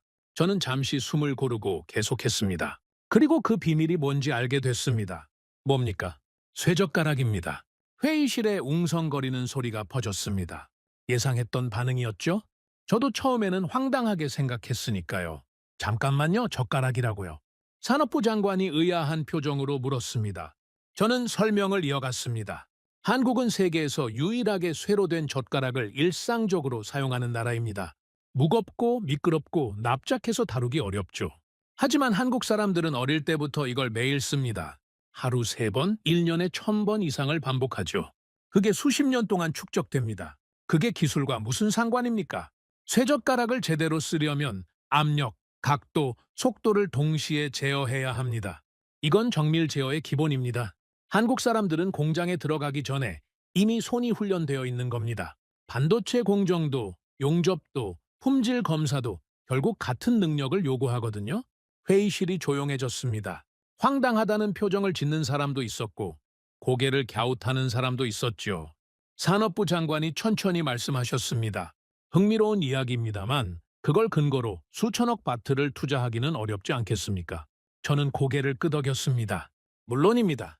젓가락 이야기는 배경 설명일 뿐입니다. 중요한 건 숫자죠. 저는 시뮬레이션 결과를 화면에 띄웠습니다. 이건 한국 연구소에서 태국 공장 데이터를 넣고 돌린 시뮬레이션 결과입니다. 탄소 배출 29% 감소, 비용 회수 기간 3년 4개월. 동남아시아의 다른 적용 사례에서도 비슷한 결과가 나왔습니다. 장관이 화면을 한참 들여다보셨습니다. 그리고 다른 참석자들을 둘러보셨죠. 다른 의견 있으십니까? 재무부 차관이 입을 열었습니다. 숫자는 인상적입니다. 하지만 리스크도 고려해야 합니다. 새로운 기술을 대규모로 도입하는 건 항상 위험이 따릅니다. 예상대로 효과가 나오지 않으면 어떻게 합니까? 저는 대답했습니다. 그래서 단계별 도입을 제한하는 겁니다. 처음에는 시범 사업으로 공장 5개소에만 적용합니다. 결과를 확인하고 효과가 검증되면 확대하는 거죠. 리스크를 최소화할 수 있습니다. 장관이 고개를 끄덕이셨습니다. 합리적인 접근입니다. 외교부 차관이 다시 질문했습니다. 한국 측에서 정식으로 제안을 받은 겁니까? 아직 공식 제안은 아닙니다. 하지만 한국 측에서 적극적으로 검토하겠다고 했습니다. 우리가 요청하면 구체적인 협의에 들어갈 준비가 되어 있습니다. 장관이 테이블을 가볍게 두드리며 말씀하셨습니다. 알겠습니다. 오늘 바로 결정을 내리기는 어렵겠지만 이 제안을 심각하게 검토하겠습니다. 수파차이 박사, 추가 자료가 필요하면 제출해 주십시오. 저는 고개를 숙여 감사를 표했습니다. 회의가 끝나고 회의실을 나서는데 산업부 장관이 저를 불러 세우셨습니다. 박사, 잠깐. 네, 장관님. 장관이 낮은 목소리로 말씀하셨습니다. 솔직히 말해서 나는 박사 제안에 찬성이야. 숫자가 말해주고 있거든. 하지만 정부 안에는 다양한 목소리가 있어. 시간이 좀 걸릴 거야. 저는 고개를 끄덕였습니다. 알고 있습니다. 하지만 시간이 많지 않습니다. 장관이 제 어깨를 가볍게 두드리셨습니다. 알아, 내가 할 수 있는 만큼 밀어볼게. 박사도 포기하지 마. 감사합니다, 장관님.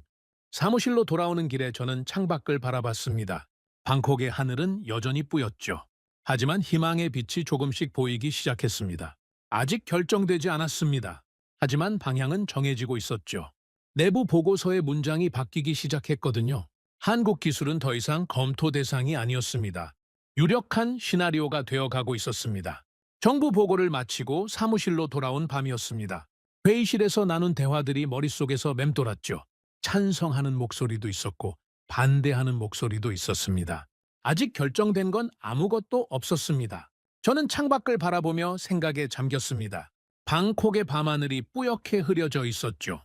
저 하늘 아래 수많은 공장이 돌아가고 있고 수많은 굴뚝에서 연기가 피어오르고 있습니다. 그 연기 속에 태국의 미래가 달려 있었습니다. 지난 몇 달간의 여정이 머릿속을 스쳐 지나갔습니다. 중국이 흔들리는 것을 보면서 느꼈던 공포. EU가 새로운 규칙을 들고 나왔을 때 저는 도미노의 첫 번째 조각이 쓰러지는 걸 봤습니다. 중국이 먼저 무너지고 인도가 뒤따르고 태국은 그 다음 줄에 서 있었죠. 값싸게 만들면 이긴다는 규칙이 하루아침에 뒤집혔습니다. 탄소를 많이 쓰면 비싸진다는 새로운 규칙 앞에서 우리는 속수무책이었습니다. 모든 선택지가 탈락할 때 느꼈던 절망. EU와 협상하려 했지만 문은 닫혀 있었습니다. 설비를 바꾸려 했지만 10년이라는 시간이 필요했죠. 중국 기술은 정치적 위험이 너무 컸고 유럽 기술은 느렸고 미국 기술은 비쌌고 일본 기술은 현장에 맞지 않았습니다. 어디를 봐도 출구가 보이지 않았습니다. 그리고 한국을 발견했습니다. 처음에는 반신반의했습니다. 한국이 반도체 강국인 건 알았지만 열관리 기술이라고요. 그게 우리 문제를 해결할 수 있겠습니까? 하지만 자료를 파면 팔수록 묘한 느낌이 들었습니다. 다른 나라에서는 본 적 없는 접근법이 있었거든요. 직접 가서 봐야겠다고 생각했습니다. 그리고 한국에서 보낸 이틀이 제 생각을 완전히 바꿔놓았죠. 반도체 공장의 클린룸에서 나노미터 단위로 작업하는 기술자들을 봤습니다. 손끝이 거의 떨리지 않았죠. 조선소에서는 수십 톤짜리 철블록을 밀리미터 오차로 맞추는 현장을 봤습니다. 자동차 부품 공장에서는 머리카락보다 가는 홈이 새겨진 냉각 플레이트를 직접 만져봤죠. 그리고 젓가락 이야기를 들었습니다. 처음에는 황당했습니다. 탄소 배출과 국가 경쟁력을 논의하는 자리에서 갑자기 젓가락이라니요. 하지만 현장을 보고 나니 이해가 됐습니다. 쇠젓가락으로 매일 3번씩 수십 년간 훈련한 손, 압력을 제어하고 각도를 맞추고 속도를 조절하는 능력, 그게 반도체 기술자의 손이 되고 용접사의 손이 되고 품질 검사원의 손이 된 거였습니다. 한국은 기술을 배운 나라가 아니었습니다. 한국은 기술을 수행할 수 있는 몸을 이미 갖춘 나라였습니다. 저는 이제 한국을 다르게 봅니다. 한국은 빠른 나라가 아닙니다. 운이 좋은 나라도 아닙니다. 한국은 불편함을 제거하지 않고 견딘 나라입니다. 쇠젓가락이라는 불편한 도구를 수백 년간 고수했습니다. 편한 나무 젓가락으로 바꿀 수 있었는데도 바꾸지 않았죠. 그 불편함이 사람을 단련했습니다. 세계 기능 올림픽 19번 종합 우승. 한국은 손으로 증명해온 나라였습니다. 그리고 그 손이 이제 열을 다스리는 기술을 만들어냈습니다. 버려지는 폐열을 회수하고 정밀하게 제어하고 다시 에너지로 바꾸는 기술. 탄소 배출을 30% 가까이 줄일 수 있는 기술. 태국이 간절하게 필요로 하는 바로 그 기술이었습니다. 저는 그 기술을 태국에 가져오고 싶습니다. 아니, 가져와야 합니다. 태국의 공장들이 계속 돌아가게 하려면, 수출이 막히지 않게 하려면, 수백만 개의 일자리를 지키려면 한국의 기술이 필요합니다. 다른 방법이 없습니다. 모든 선택지를 검토했고 모든 대안을 분석했습니다. 남은 건 한국뿐이었습니다. 하지만 아직 결정된 건 없습니다. 정부 내에는 여전히 다양한 목소리가 있습니다. 신중해야 한다는 목소리, 더 지켜보자는 목소리, 다른 방법을 찾아보자는 목소리. 저는 그 목소리들과 싸워야 합니다. 숫자로, 논리로, 그리고 간절함으로. 회의는 계속되고 있습니다. 보고서가 오가고 질문이 쏟아지고 검토가 반복되고 있죠. 언제 결론이 날지 아무도 모릅니다. 하지만 저는 포기하지 않을 겁니다. 한국 측에서 말했습니다. 적극적으로 검토하겠다고, 협력할 준비가 되어 있다고. 그 문은 열려 있습니다. 이제 우리가 그 문을 통과해야 합니다. 창밖을 다시 바라봤습니다. 방콕의 하늘은 여전히 뿌였습니다. 하지만 저 하늘 너머 어딘가에 답이 있다는 걸 압니다. 불편함을 견디며 손을 단련해온 나라. 그 손으로 반도체를 만들고 배를 만들고 자동차를 만들고 이제는 열을 통제하는 기술을 만든 나라. 한국. 저는 수첩을 펼쳐 마지막 페이지에 적었습니다. 불편함을 견딘 문명만이 복잡한 위기를 통제할 수 있다. 한국의 힘은 제도나 구호가 아니라 생활 속에서 단련된 인간의 성능에 있다. 태국은 그 힘이 필요하다. 반드시. 아직 최종 결정은 나지 않았습니다. 회의실 안에서는 여전히 논쟁이 계속되고 있죠. 하지만 회의실 공기 속에는 이미 하나의 방향이 떠다니고 있습니다. 저는 그 방향이 현실이 되기를 간절히 바랍니다.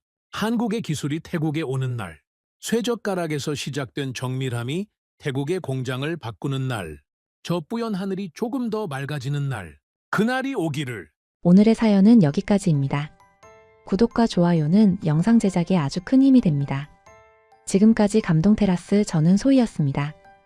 오늘도 우리 구독자님들의 가정에 따뜻한 행복이 가득하시길 진심으로 바라겠습니다. 긴 영상 끝까지 시청해주셔서 정말 감사합니다. 내일 더 좋은 이야기로 찾아뵙겠습니다. 감사합니다.